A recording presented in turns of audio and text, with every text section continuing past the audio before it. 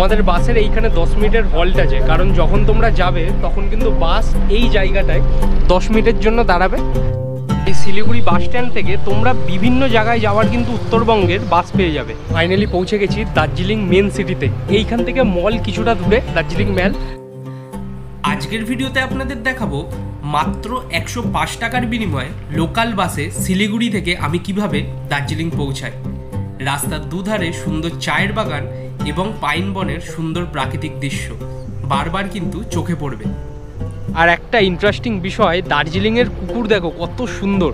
আমাদের ওখানে যেরকম লোমলা কুকুর হয়, এখানে কিন্তু রাস্তাঘাটে এরম কুকুর ঘুরে বেড়ায়।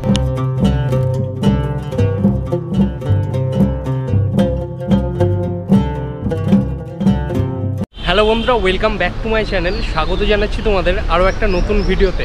আজকের ভিডিওটা শুরু করছি তেনজিং নোংরে বাস স্ট্যান্ড থেকে। আর এটা হচ্ছে তোমার শিলিগুড়ি বাস স্ট্যান্ড বলে এটাকে।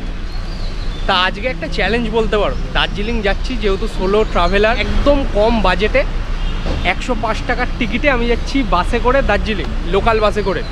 আর এই বাস স্ট্যান্ডে তোমরা যখন আসবে এনজিপি থেকে কিন্তু তোমরা টোটো পেয়ে যাবে এইখানে আসার জন্য। আর টোটো ভাড়া পড়বে মাথাপিছু 30 টাকা। যেহেতু আমি একা ছিলাম আর রাতের বেলা ছিল, তাই আমি টোটো ভাড়া দিয়েছি 60 টাকা। আমি তোমাদের সব কিছু দেখিয়ে দিচ্ছি, কত নম্বর কাউন্টার থেকে তোমরা টিকিট কাটবে, এভরিথিং। তাই চ্যানেলে প্রথম হয়ে থাকলে অবশ্যই সাবস্ক্রাইবটা করে বেল আইকনটা প্রেস করে রেখো। পরবর্তী যেসব ভিডিওগুলো ছাড়বো সব কিছুর নোটিফিকেশান সময় মতো পৌঁছে যাবে। তাহলে চলো ওইদিকে গিয়ে তোমাদের দেখিয়ে দিচ্ছি কত নম্বর কাউন্টার থেকে আমি টিকিট কাটলাম। এই শিলিগুড়ি বাস স্ট্যান্ড থেকে তোমরা বিভিন্ন জায়গায় যাওয়ার কিন্তু উত্তরবঙ্গের বাস পেয়ে যাবে। এখানে দেখো কত বড় এই বাস স্ট্যান্ডটা।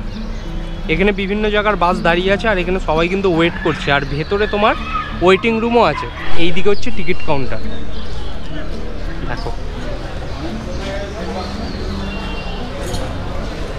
সামনে যে 4 নাম্বার কাউন্টারটা দেখতে পাচ্ছ, এখানেই কিন্তু দার্জিলিং যাওয়ার টিকিট দেয়। তা চলো এবার বাসে উঠি আর দেখি আমার কত নম্বর সিট পড়েছে।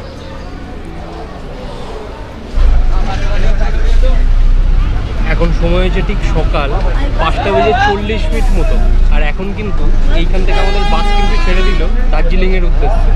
আর মোটামুটি একদম ছোট বাস, আমাদের ওদিকে যেমন বড় বাস থাকে, পাহাড়ি তো এলাকা, ওর জন্য ছোট বাস এখানে সব সময় চলে। আর বাসটা দেখো সামনে মোটামুটি এখন হালকাই আছে।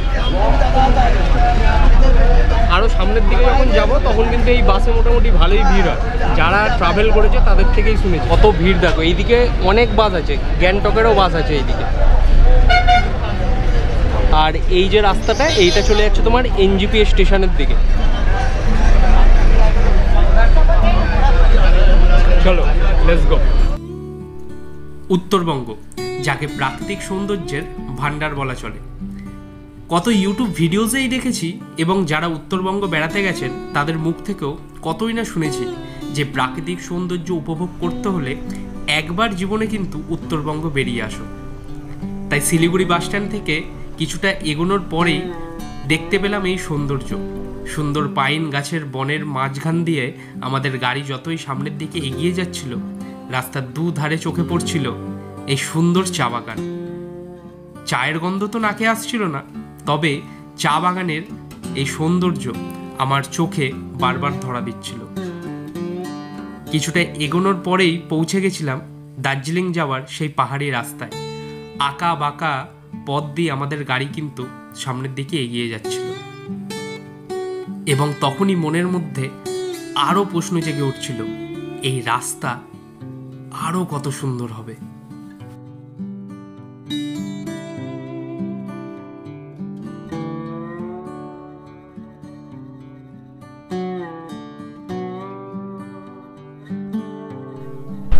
এখান থেকে জাস্ট জায়গাটা লাগছে দেখো, ওফ। আর সবে সূর্য উঠেছে। আমাদের বাস এইখানে কিছুক্ষণ দাঁড়াবে। আমাদের বাসের এইখানে 10 মিনিটের হল্ট আছে, কারণ যখন তোমরা যাবে তখন কিন্তু বাস এই জায়গাটায় 10 মিনিটের জন্য দাঁড়াবে। সামনে একটা কিন্তু সুন্দর একটা মন্দির করা আছে, এই দেখো শিবের মন্দির করা আছে। এবং এইখান থেকে তোমরা খাবার দাবার খেতে পারো এই দোকানের সামনে। আর এখানে সব ফটো তুলছে। আর জায়গাটা জাস্ট ও মাই গড, কি দারুণ লাগছে জায়গাটা।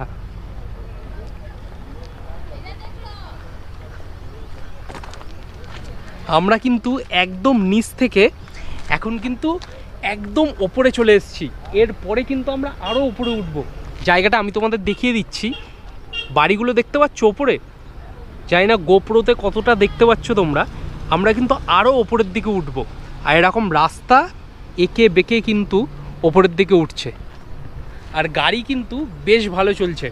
যারা ভাবছো যে বাসে করে ট্রাভেল করাটা খুব মানে অসুবিধা হবে, যারা বাসে ট্রাভেল করতে পারো না, আমি বলবো পাহাড়ি রাস্তা তো, ঠান্ডা ঠান্ডা ওয়েদারে কোনো রকম অসুবিধা হবে না। আর টিকিট কাটার সময় ওখানে কন্ট্রাক্টর থাকবে, ওখানে কিন্তু একবার তোমরা যদি রিকোয়েস্ট করো যে উইন্ডো সিট দিতে, দিয়ে দেয় কিন্তু উইন্ডো সিট। আমি বলেছিলাম, আমাকেও দিয়ে দিয়েছে।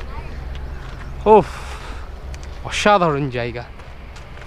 চাইলে তোমরা এইখান থেকে ওপরে একটা ছোট্ট মন্দির আছে, ওখানেও কিন্তু গিয়ে ঘুরে আসতে পারো। তাই এইখানে চা খাবো কিনা ভাবছি। এইখানে আর বেশিক্ষণ টাইম নেই, একটু পরেই এখান থেকে চলে যাব আরও ওপরের দিকে। আমাদের গাড়ি কিন্তু আর কোথাও দাঁড়াবে না, তাই এখানে যদি তোমরা ওয়াশরুম ইউজ করতে চাও এখানে করতে পারো। আর একটা ইন্টারেস্টিং বিষয়, দার্জিলিংয়ের কুকুর দেখো কত সুন্দর। আমাদের ওখানে যেরকম লোমওয়ালা কুকুর হয়, এখানে কিন্তু রাস্তাঘাটে এরম কুকুর ঘুরে বেড়ায়।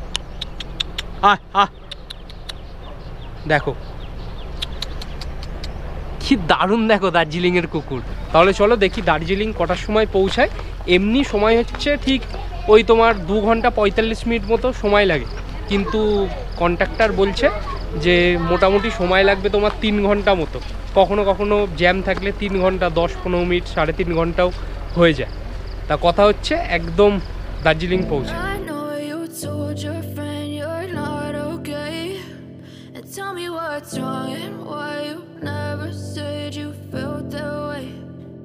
You're trying to stay strong and fake a smile until I look away.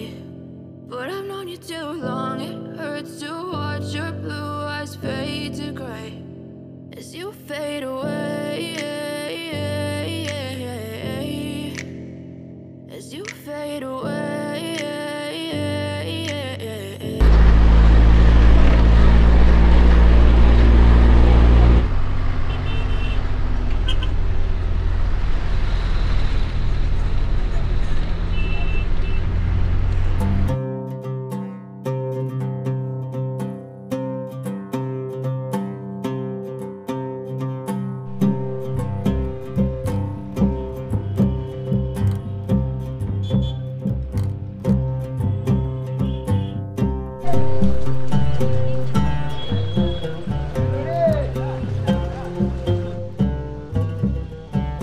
তো ফাইনালি পৌঁছে গেছি দার্জিলিং মেন সিটিতে।